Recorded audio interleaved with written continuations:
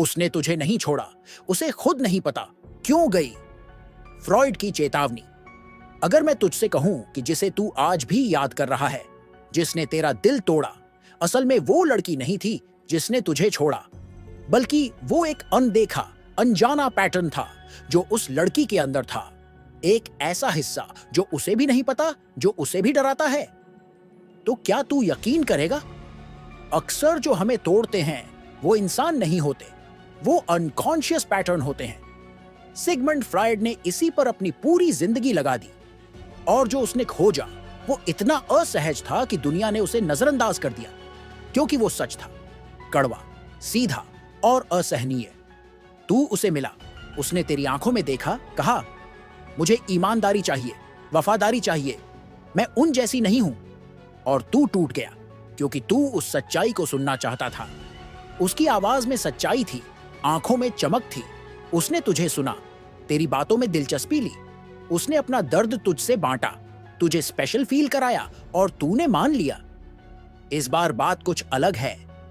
तूने दिल खोल दिया, अपना ध्यान, भरोसा, ऊर्जा सब उसे दे दिया।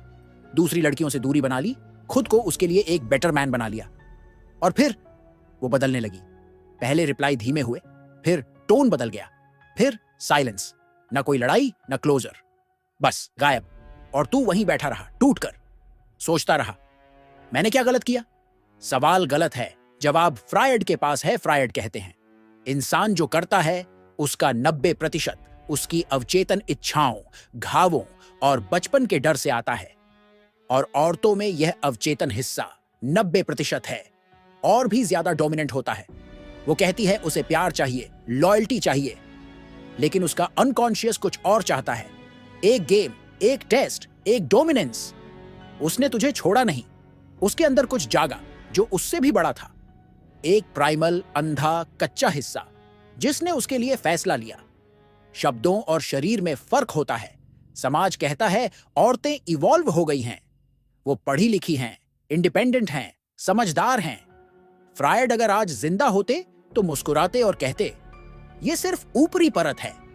एक औरत का कॉन्शियस दिमाग कहता है, मुझे रिस्पेक्ट चाहिए, सिक्योरिटी चाहिए, लेकिन उसकी शरीर की केमिस्ट्री उस आदमी की तरफ खींचती है जो उसे इग्नोर करता है, जो उसे कंट्रोल करता है, जो उसे थोड़ा तोड़ता है। और ये सब सिर्फ बायोलॉजी नहीं, ये उसकी छाया, शैडो सेल्फ है।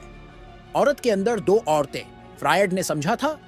हर इंसान के अंदर एक शैडो होती है, एक दबा हुआ जंगली हिस्सा।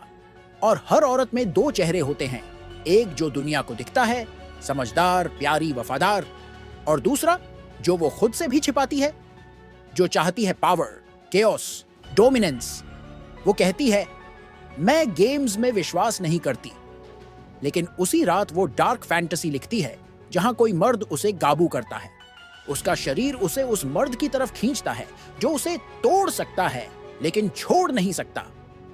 मर्द की सबसे बड़ी गलती, नाइस गाय बनना। तू अच्छा था, तू समझदार था, तू लॉयल था, पर वहीं तू हार गया। फ्रायड ने कहा, औरतें इवॉल्व नहीं करती भावना में, वो बायोलॉजी में जड़ है।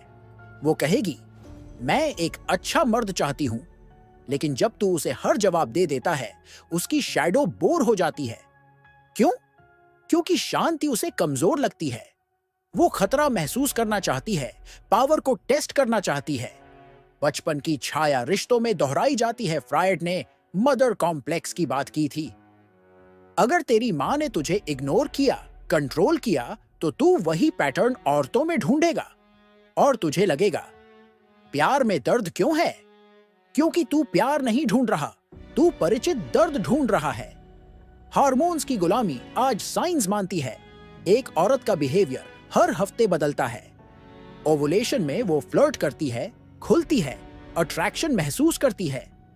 पीरियड्स में वो इरिटेटेड, डिस्कनेक्ट, ठंडी हो जाती है, और इसे वो खुद भी नहीं समझती।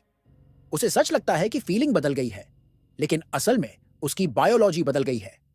फ्रायड के 3 काले नियम, अगर तू इस गेम को समझ गया है तो अब ये भी समझ।